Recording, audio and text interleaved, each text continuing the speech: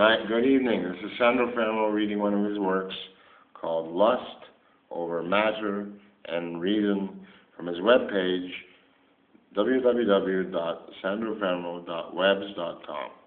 This is how it begins. With a reassuring spit, the canvas in between Laura's legs were wildly open towards a belching giant's anal attentions towards her well-girthed wild forest that enchanted the lesbian with phallic delight. Her thrust upwards towards Andre's homosexual curiosity and phallic expediency fell down upon her like tons of minuscule snakes that recoiled at his very soul with the empowerment of an unleashed demon. Her sighs of despairing gratitude and moaned out a positive intake regarding her distrustful sexuality that pleaded for procreative sperm unlike a normalizing fertilization process. The accompaniment of a cock's gratitude was not much to her pleasing, but her open mind bewitched the craftsmanship of Mother Nature like a needy profanity at both ends of the bed. Andre the she-bitch then held on desperately upon his dick to ensure that her faint passive aggressiveness regarding her once heterosexual lifestyle would be curfewed this time by her need of an escapist through such bonding by sensuality. When Andre, the she-bitch, finally let go of his pleading erection, the skin around her vagina dilated like a blossoming flower. Then a well-established gentleman named George masturbated as a sight with the true coming of his conservative ages. The music in the background was Elton John's Philadelphia Freedom, as a beer stain intermingled upon the sacredness of the holy wine, to enrich the empirical, almost Roman need for a wild time, while Dorothy rode her broom upon a satanic scarecrow's House of Lords, with such moral indignation that she turned the demonic Lawrence Welch off before she flashed her underwear towards some horny veteran with his poisoned ivy charm. They later departed as true lovers often do upon the hallmarks of somebody else's idea of shame, with stately reassurances that these repressed burns no longer falsify the artificial saintly version that had tried it before within a papal negligence of his own Clary's disease, munching on her pussy like a famished dog, licking in between licking her two lips by a surely and spoiled enchantress.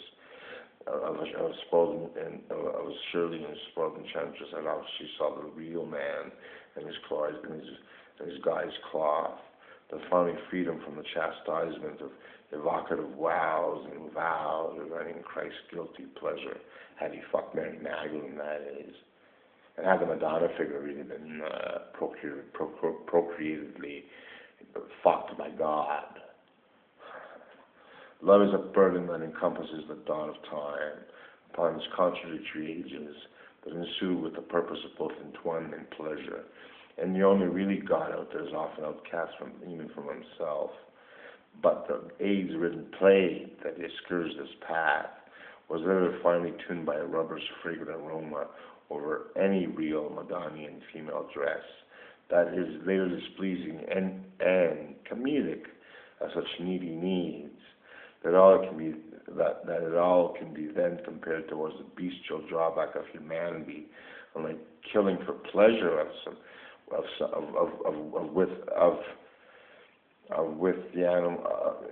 the animal within us all. But this must not be done in order to achieve the redemptive powers of our offspring that are a needy sufficement for such a perpetual love in all of us, Christian or not. Hope you like it. It's 4 minutes. I'll try to do something here. An old film has nothing else to do with it, really, but it describes sex. And this is the scene. So I'm going to end up with this one. Still going. It's a beautiful film. It began so innocently. This is Henry Miller. My wife, Anais Nin. Oh, Ennis. Before his novels shocked the world, before her diaries inspired a generation, they lived an adventure more erotic than any fantasy. Anna, meet my wife, June.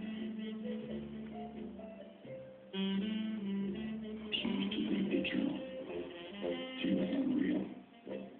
An illusion. She's so naked. So perverse. What do you think of her, Hugo? June? I just don't trust her. I saw your true nature when you were dancing out there. I can't help it. Last night I thought that you were the woman I should have been married to. You seem so wild tonight. We need to think of something that will stimulate us both.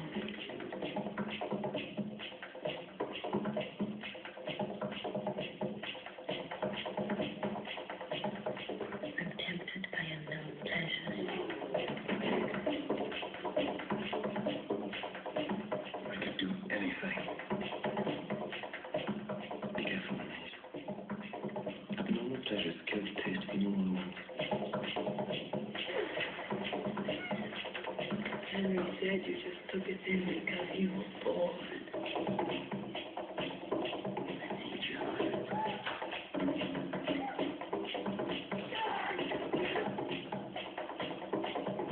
Perhaps I have a demon. But I feel innocent. Fantastic. That's how it ends. It's going to be on my new site, on my webpage.